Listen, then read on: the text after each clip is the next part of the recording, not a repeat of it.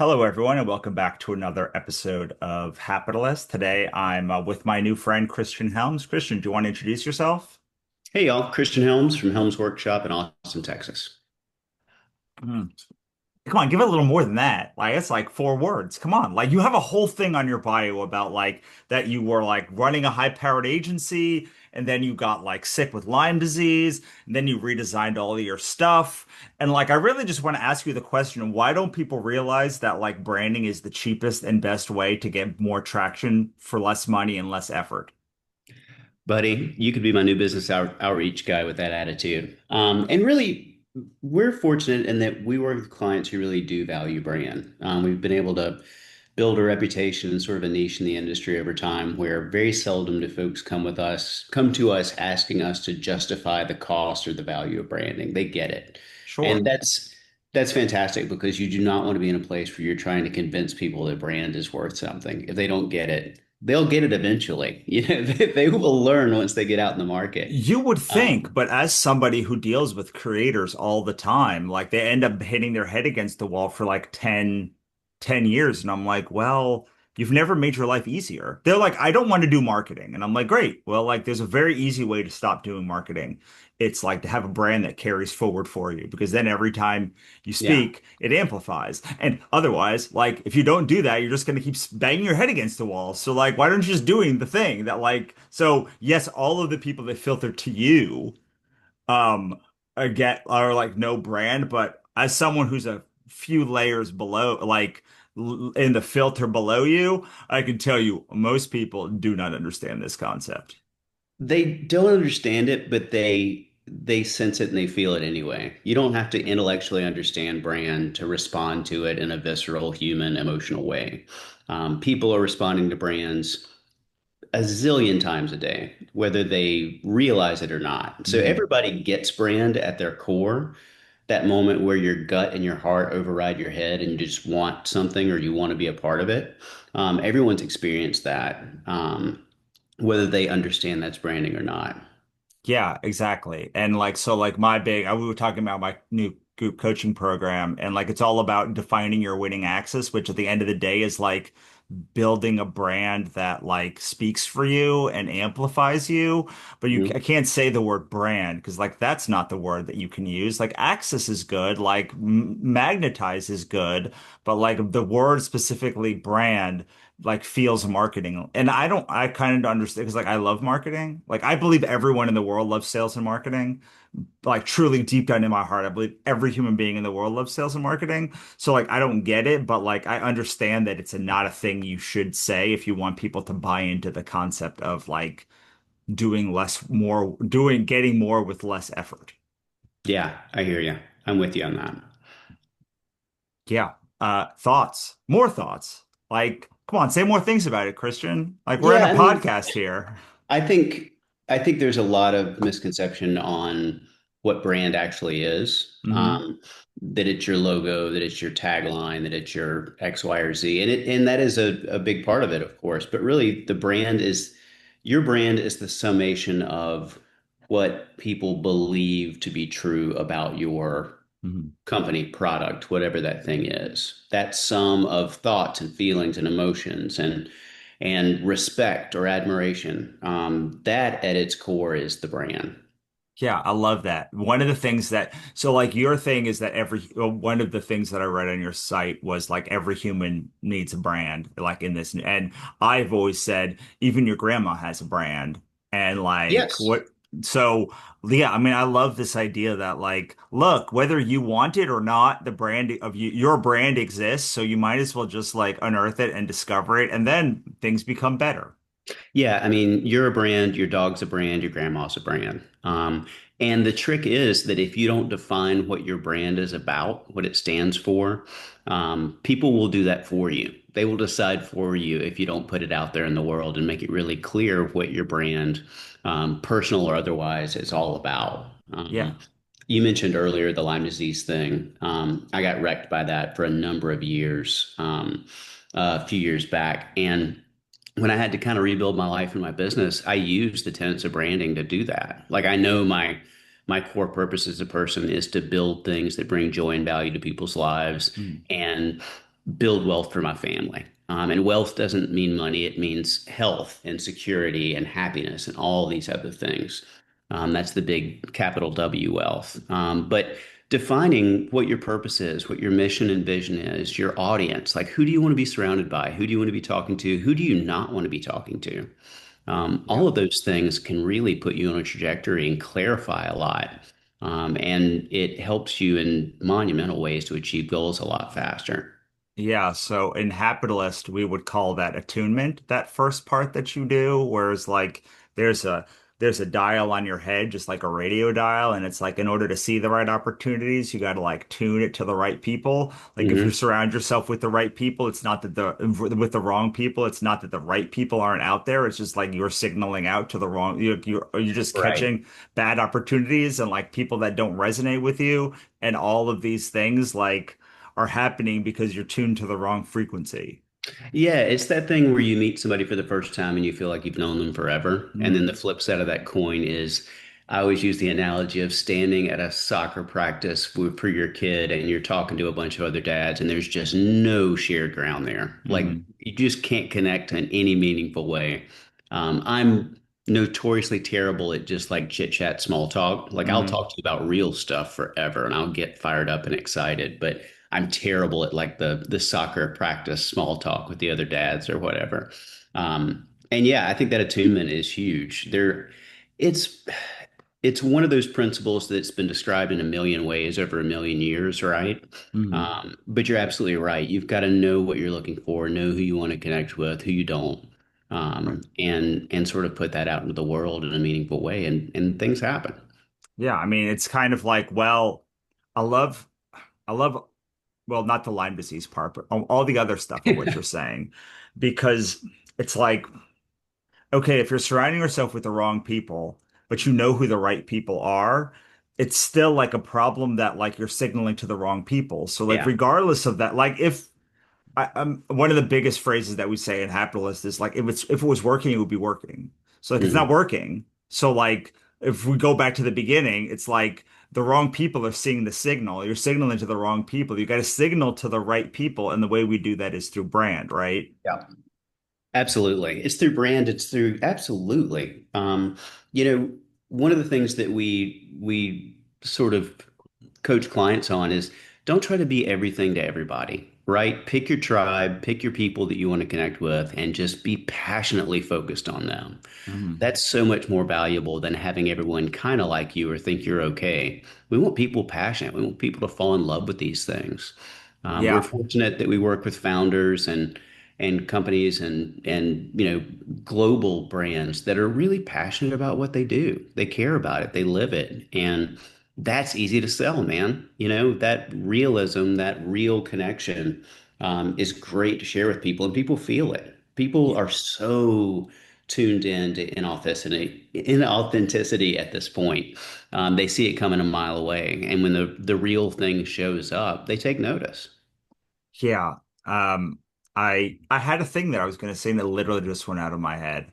But yeah, like so all of these brands that you work with, all of these global brands have like learned that like the way to carry their message is through brand on some level. Like when you see a McDonald's arch, you know what's going to happen. When you see like a Hmm. Nike swoosh, you know what you Yeah. generally know what's going to happen. But like, how do you bring this down to like I'm a single independent creator who like wants to be out there and wants similar traction as like a big brand gets. Like where are they thinking? Where do they need to be thinking? Yeah, I think it's about putting something real and genuine and meaningful out into the world, giving people something that is of value to them rather than kind of begging them to buy your product. And you don't have to be a big brand to make big noise. We worked on a project years ago for a local brewery here in Austin, and they had a beer that they thought was going to be their number one seller. Light, easy to drink, sessionable, all those buzz terms for beer. Mm, And it wasn't. It wasn't selling well at all. And it's because they called it an extra pale ale, and nobody could figure out, like, is it a hardcore pale ale or is it like an extra light beer?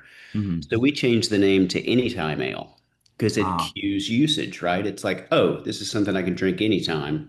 then that spurred the conversation. Well, if you can drink at any time, you should have a lot of them around, right? So we should do a multi-pack. We should do the first multi-pack for you guys.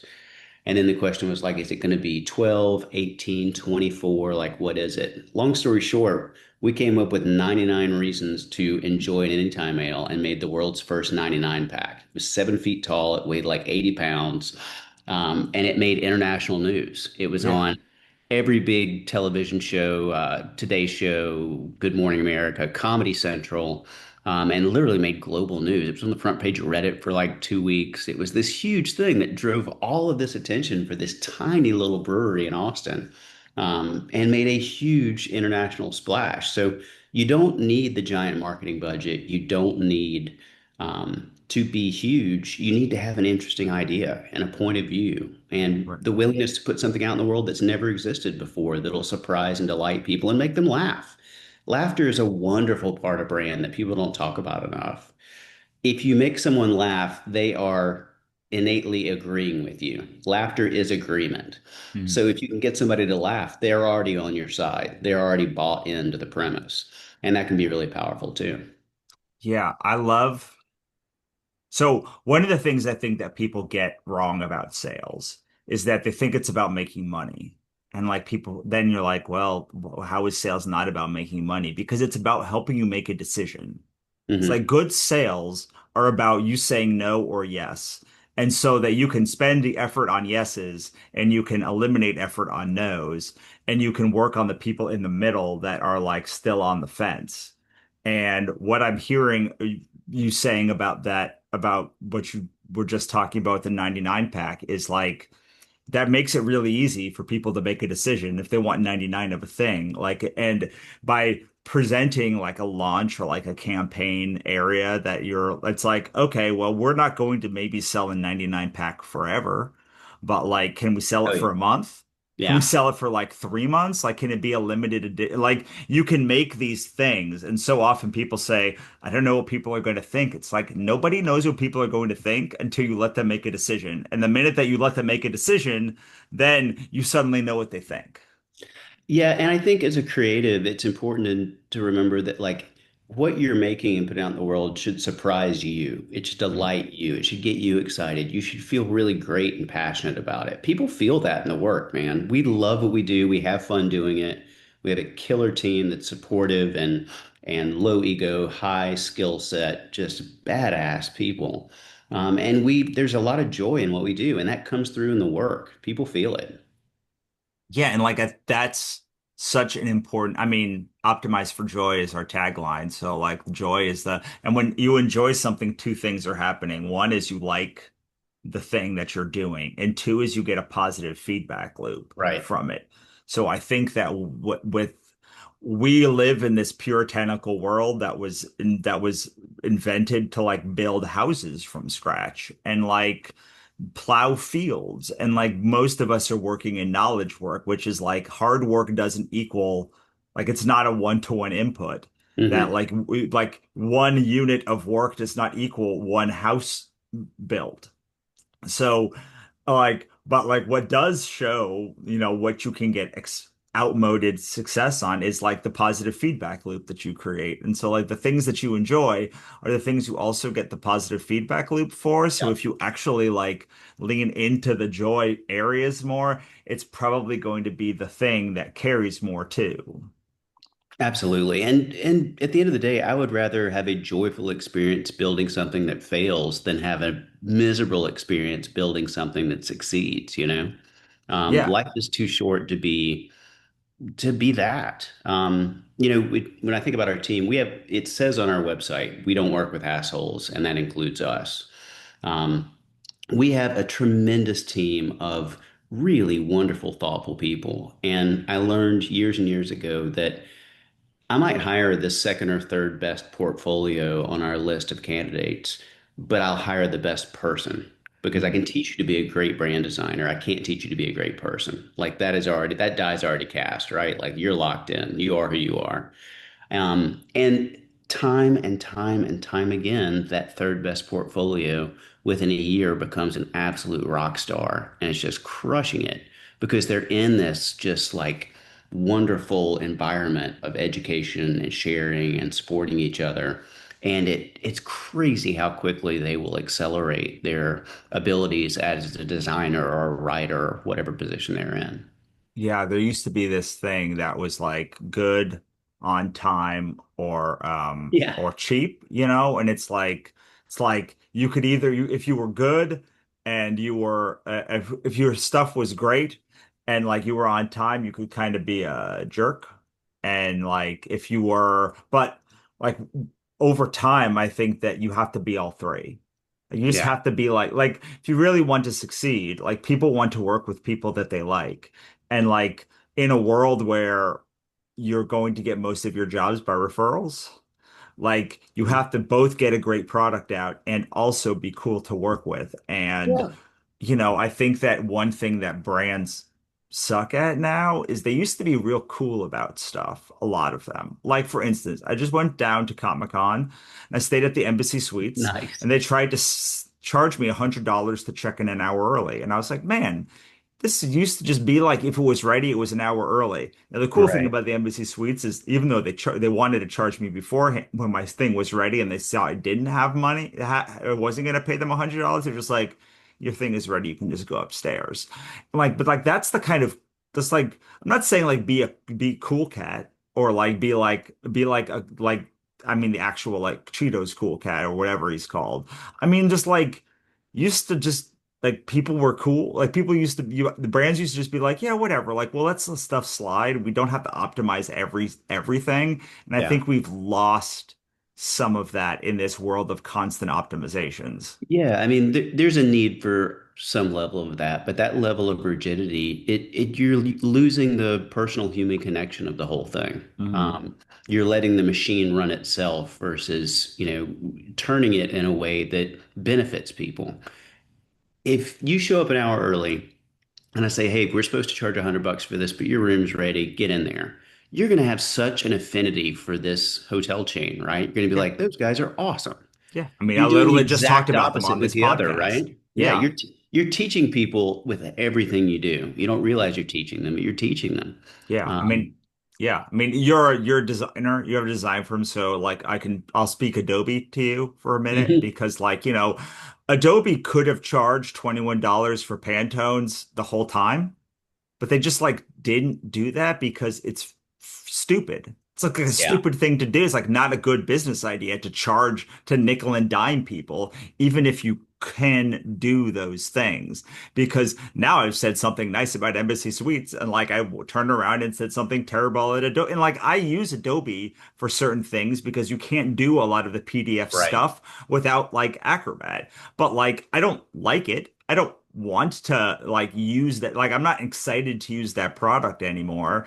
And I think that like one of the cool things about brands is like you can set your coolness level about stuff. Like you don't have to do it the way that other people do it. And if you're known as the person who doesn't do it that way, then like that stuff also carries. And it becomes easy with a good brand, it becomes easier for people to be able to be like, yeah, this is like go to Embassy Suites.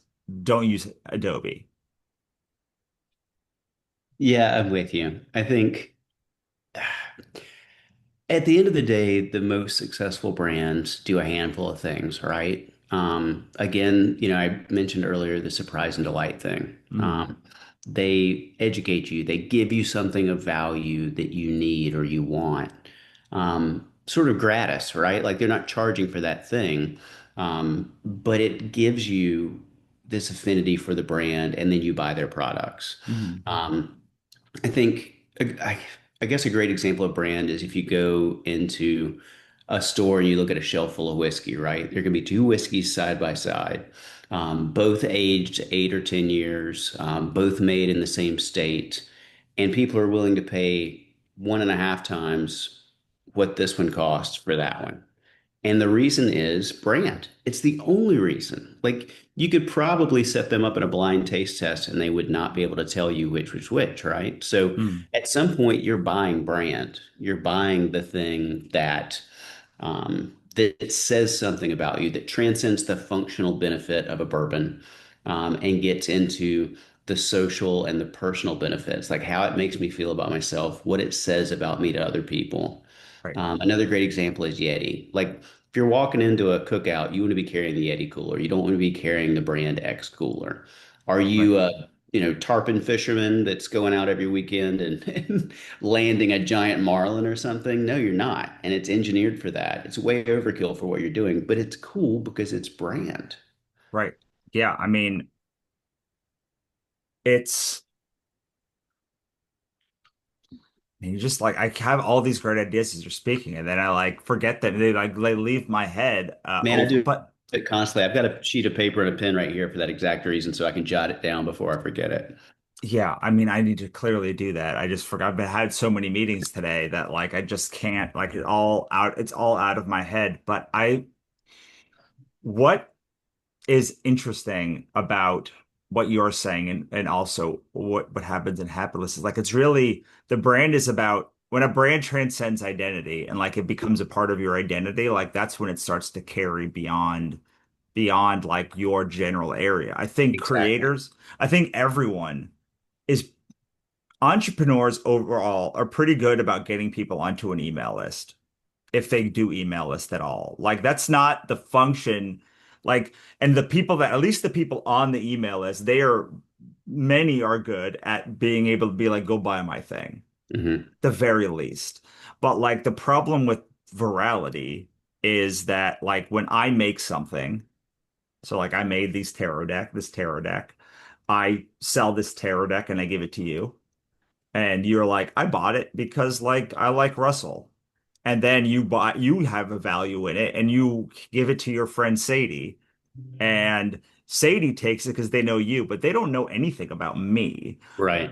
And then Sadie, completely unprompted, because we have no way to know what Sadie does. Like Sadie is not in my ecosystem. You're not hanging out with Sadie every day. Like you don't know what they have to share it with one person unprompted. And I think we get so caught up on like the optimizations of these 20 or 30 touch points that like a brand works when Sadie unprompted shares the thing with somebody, and it does not work when Sadie does not share it with somebody.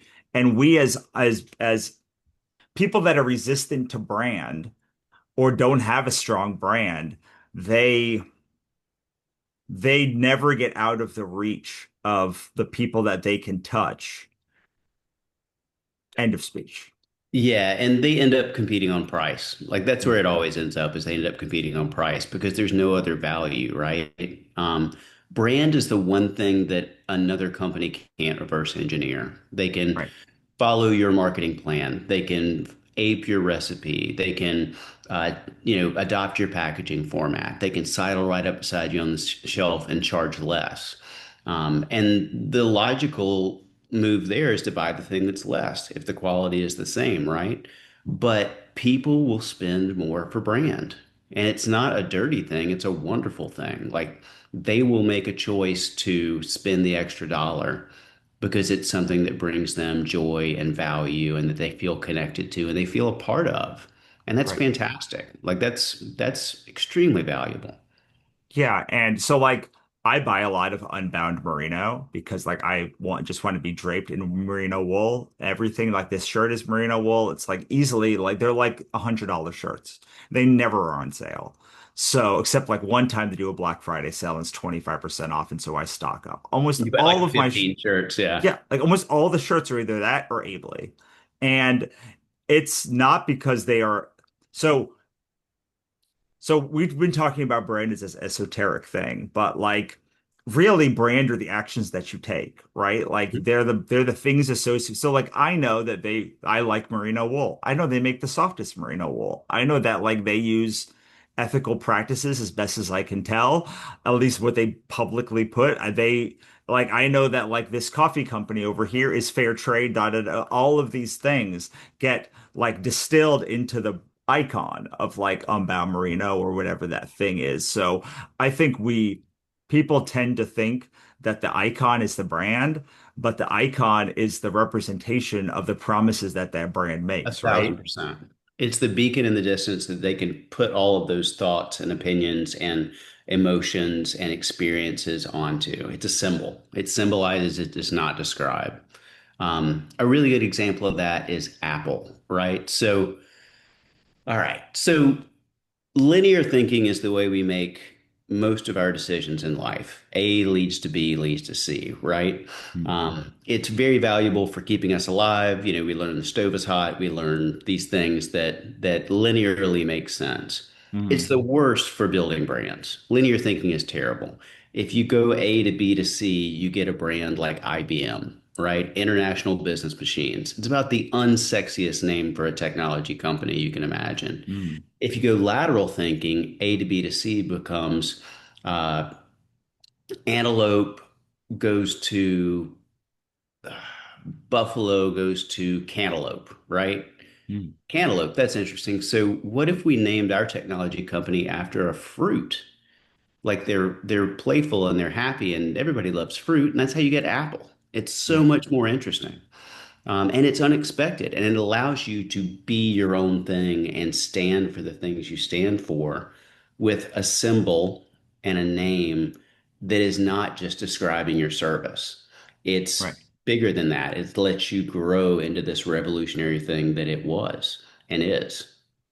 Yeah, I mean, I think about that. I think about so I hired my friend to make our Hapitalist logo, I was like, I just want a fat happy unicorn under a rainbow. And like if somebody looks at that fat happy unicorn under a rainbow goes, that's what I want, then like great, you're in the right place. And if Yeah. not, then that's okay. You might still be in the right place if Yeah. like, or you might grow into a person who's in the right place. But if you resonate against it, then like you're definitely in the wrong place. And if you resonate with it hard, you're definitely in the right place. And Yeah. like And that is, yeah, yeah, I prefer that. I'd rather have a definitive yes or no than like this kind of wishy-washy medium. You're talking about your logo reminded me of a brand here. So we're in Texas. I'm based in Austin.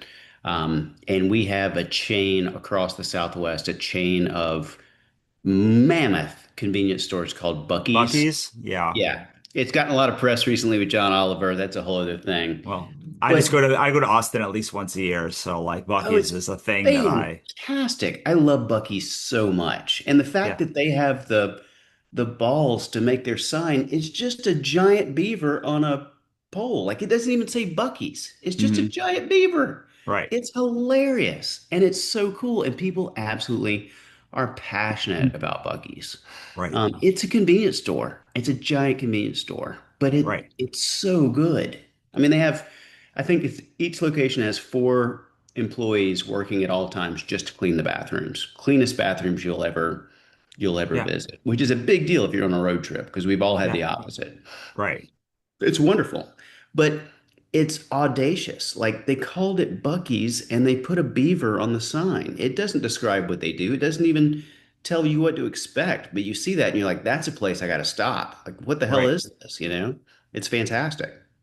Yeah, I mean, look, if you can have a cute animal as your logo, you should have a cute animal as your logo. Like everyone wants to anthropomorphize something. So like that's what I get from Bucky is it's like, yeah, a cute beaver, big roadside thing. Like, and that's like 6 words. Like cute animal, like biggest roadside like stuff, clean bathrooms. And you're like, great. Like that's that is all you need to carry that message. Yeah. And brand is all about promise and delivery, right? I can make a big, bold promise about a product, but if the product doesn't deliver, then it's a broken brand. Bucky's is kind of a weird twist on that, where it's like it makes an odd promise. You don't know what to expect, but then Mm, you walk in and it is 10 times better than you imagined any convenience store could ever be. right. And you're immediately that reaction when you surprise somebody and surpass their expectations, like that's sticky, man. People will hang on to that. Yeah, I mean, it's a really interesting discussion because I think that we as creators are so product focused Hmm. that we don't think about the holistic thing that we're bringing people under. It's like this series, this thing. Like I have like this book coming out. I have this art series. I have this other thing. But like the creators who really like get beyond their like small niche tend to be ones that are like, oh, that's a universal thing. All of Hmm. your stuff is about this thing. My friend Theodora Taylor talks about universal fantasies and like what is the thing that like goes across all of your work and all of your stuff. And like it's a lot easier to see it with like a Buc-ee's, right? Because Hmm. Buc-ee's is convenience stores. They're not books. They're not like 50 different books. They're not like 30 different pieces of merch across all of your products. Like they're not 10 series that like all cloud. But like I think so I'll give you an example. I was just at Comic-Con I talked about. I bought this Emily the Strange tarot deck Killer. because I like tarot and I love Emily the Strange. Yeah. And like it didn't matter that like the creator was there and signed it or that they were doing like I just was like, well, that thing I must have now because the thing that I associate with that brand isn't the comics or the tarot or and it's like the vibe that connects me across all of that stuff and across time. So I probably haven't read Emily the Strange in like 10 years. And yet, like the minute that I saw that deck, I was like, that's it. That's what I'm getting this show for sure.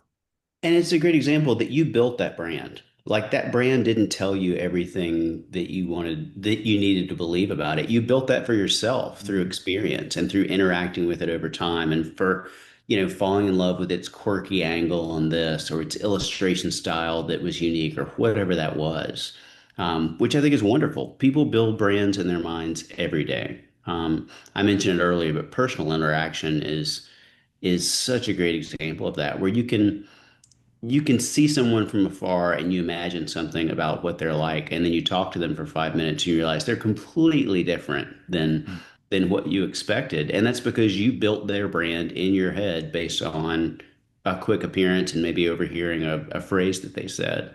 Yeah, Um, we build those patterns. It's natural. It's part of being a human. But right. if you can break that pattern and show someone a different aspect of what they expect, it's really powerful.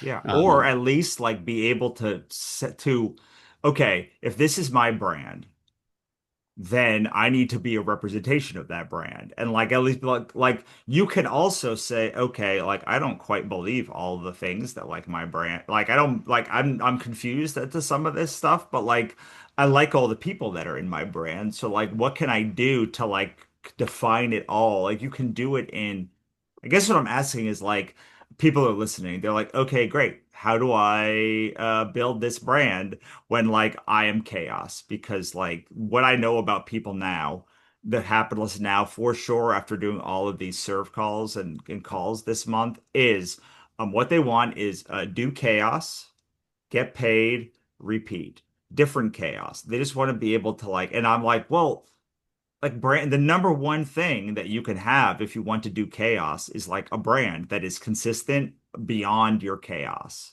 Yes, exactly. It gives you the structure needed for people to experience that. And to build the brand, it's just like building a house. It's like the first thing you do is you need a really solid foundation, right? You need to be brutally honest about what you're about, what your value is, what you're offering, what you're not, who your people are, etc. Once you have that, the other decisions start to make more and more sense. And it really is a strategic and logical exercise up until you get into exploring visual brand identity and verbal brand identity. Mhm. Then it's time to bring the chaos in. It's time to wildly create and ideate and take your editor's cap and throw it in the corner and make weird, wild, wonderful stuff. And then once you have a ton of stuff, put that editor's hat back on and say, which of this applies to strategy in a meaningful way? Which of this will connect to people in a meaningful way? And which of this is super cool to look at, but doesn't really mean anything? And Right. you're golden if you do that. And you do that with visuals and you do that verbally as well. You do it with written language. If you can Mhm. have an equal balance of a badass visual brand and a badass verbal point of view, you're golden. I always like to point to Oatly. Do you know Oatly, the oat milk? Um, Yes. their copywriting, their verbal brand identity is fantastic. It's so great. It's so just rambling, weird, tangential, but it's so endearing. Like, when's the last time you read every word on a package of oat milk? Like, Right. never? Never. Yeah.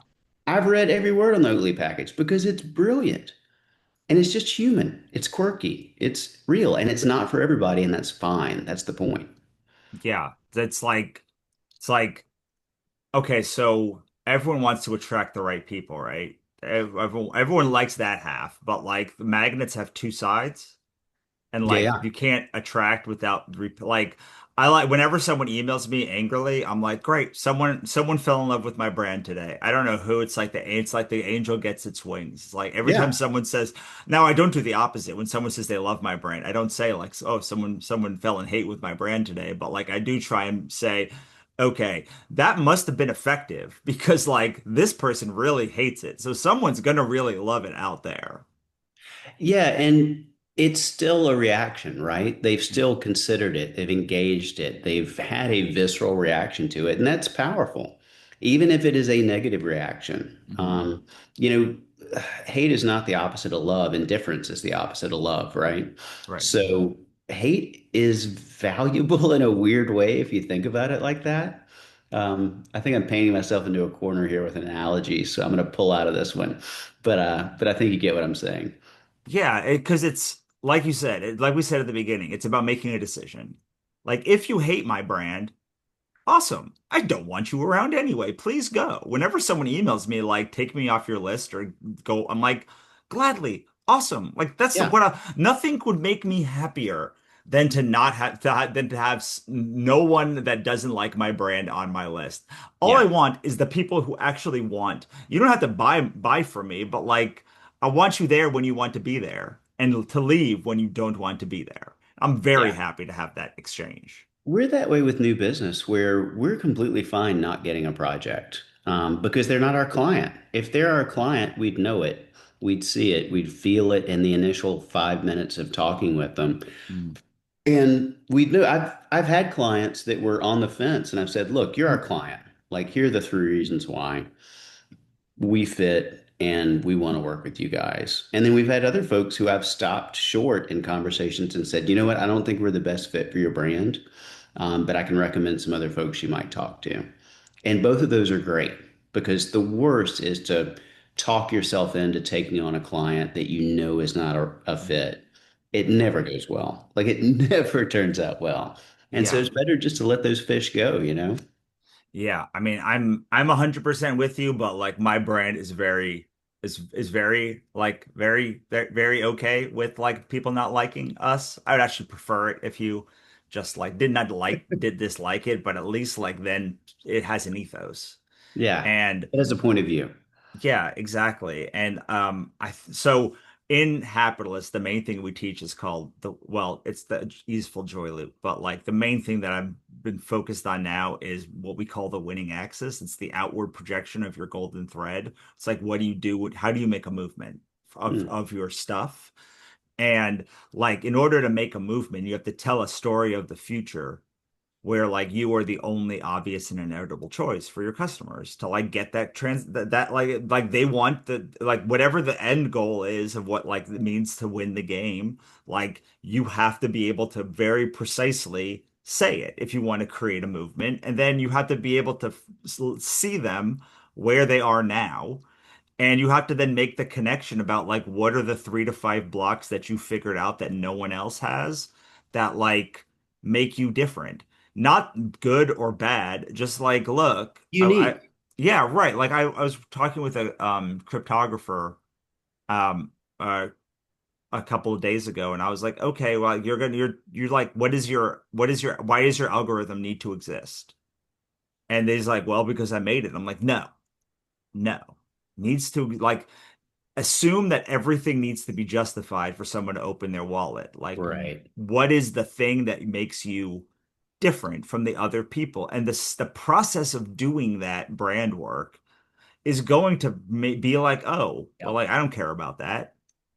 Like, if you don't want to both be happy and make money, you're a bad fit for Hapitalist. Like, if you just want to make money, then like I'm definitely have nothing to say to you. If you just want to be happy, then like you're a hobbyist, and like that's also okay. Just like this is about the intersection, and making Yeah. that intersection means I'm not at any other intersection. And like, don't think you could have a great brand or that doesn't have that like transformational arc, which Yeah. means definitionally people are not going to want that transformation. Yeah.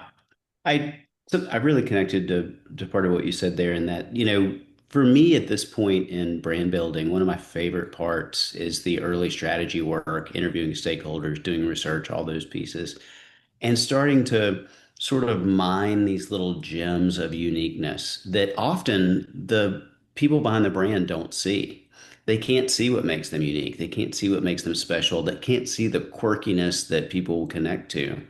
And to surface that and polish it up and hand it back to them, it feels like a magic trick to them. They're just like, how do you know this about me? It's like because I listened and I sorted through all of this information and found these things that are different about you and unique about you and special about you that people will connect with. Not all people, but your people. And Right. that's the best, man. You can build a great brand around that. Yeah, I love that you said the word magic trick because that is when I do work with Hapitalist to get their winning access or whatever they need to do. So it's like, well, what is your magic trick? Like, what do you mean? It's like you have to demonstrate the magic trick. You don't have to tell them how the magic trick works. They pay you to learn how the magic trick works. Or they pay you just to have the magic trick feeling. But like, what is the magic trick? And similarly, my magic trick is by talking to someone for like 30 minutes, I can like then define like their brand better than they can. And Hmm. like they're like, how did you do that? And you're like, well, great news. I have a program for that. And like without the magic trick, the rest of it. So like I always like to say like build the brand around the magic trick. Hmm. But like okay, so there's these Okay. two things. There's what you sell and what you teach. And like what you sell is the product. What you teach is like the brand, overarching brand of like all of the thing that you do. So like when you come into Hapitalist, you learn all sorts of strategies about how to like make your business work. And like I sell courses and books and stuff on all of those things. But like all of it revolves around the optimize for joy and like getting business clarity for your chaos. And like I think that we don't separate that enough in the thing. It's like, okay, like that's the products you have, but like what's the thing you do that Right. like resonates beyond just the product? And like why What do you do it? What are you selling beyond the product? Is it adventure? Is it exploration? Is it connection? Is it contentment? Is it security? Like, what's the bigger idea behind these things you're selling? What is that thing it provides to people? That's the thing. The product is the vehicle to deliver that thing. Right. But that feeling, that connection, that emotion, that's the thing you're really selling. Yeah. Okay. So we're reaching the end of our time together, but we've been talking like two people who've been doing branding for a long time and like kind Yeah. of, so like someone has been watching this thing and they're like, oh, okay, bought in. I want my brand to be better. Like, are there a series of at least steps to get started of what they should look for, like actual like tactical things? Yeah, I mean, you could do it yourself, but it's going to be an education for sure.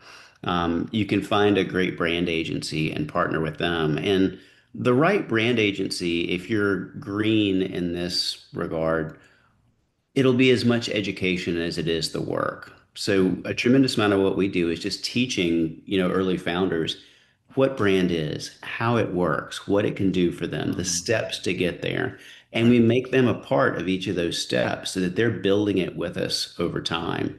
And we're building this brand together.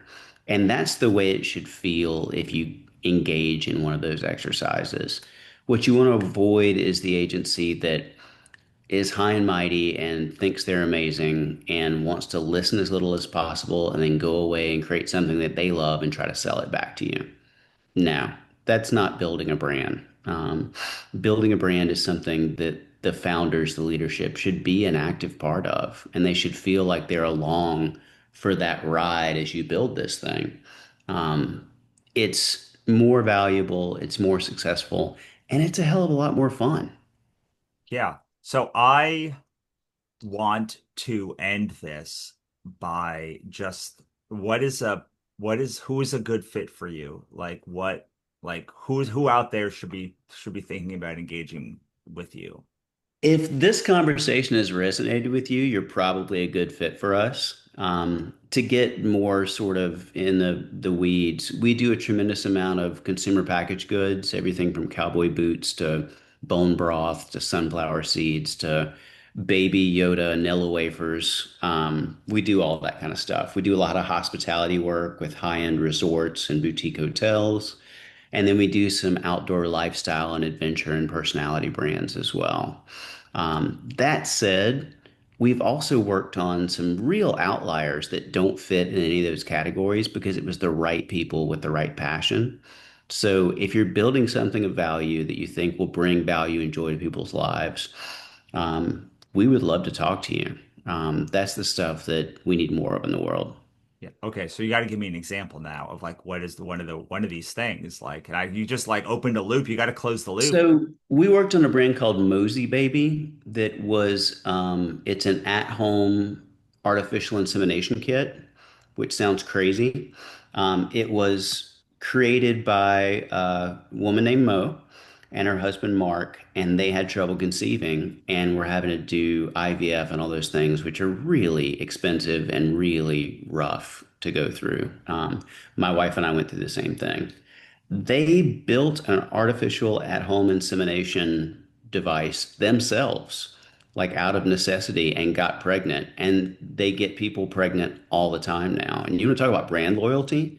Like, good Lord, you give somebody a child, you're going to love that brand forever, right? Yeah. And so, we don't work on a lot of home health kind of stuff. But I sat with those two in our initial meeting. I was like, you're our client. Like this is clear. Like we're working on this. I'm not taking no for an answer on this one, and it turned out wonderfully. Yeah. Amazing. Amazing. Yeah. I'm going to give you the last word, but before I do, make sure when you give your last word where people can find you. But I think that one thing that we haven't talked about yet is it's actually like really sobering to do this good branding work, which is another reason I think people stop, like, don't do it because A, they don't know what they want, and B, they're not willing to look at the truth. And if you don't know what you want and you aren't willing to look at the truth of the situation and like make a logical decision for it, branding is going to be really hard to impossible for you. And it's just going to 100%. be a like pulling teeth every step of the way. Yeah. Yeah, you've got to be able to dig down to the core truths and be honest about it. I agree 100%. Like I couldn't have said that better. Amazing. Well, I'm going to use that as I couldn't have said it better. Like it's there it goes on all of my stamp it on all of my stuff. Nice. Okay, where can we find you? And give us one final piece of advice, and then we'll say goodbye. Yeah, online we're at helmsworkshop.com. I'm on LinkedIn, T Christian Helms, and I'm lazily on Instagram every so often, but I'm not nearly as good about that as I am about LinkedIn. Um, and I guess the thing that I'll leave you with is something that I kind of shout from the rooftops pretty often when talking to folks about brand. So, brand isn't the things you make. It's not the logo, it's not the language, it's bigger than that. Brand is the things you make possible through all of those things. And that's what brand really is. Love that. On that note, we're going to say goodbye. See you next time, Hapitalist. Awesome. Really enjoyed it.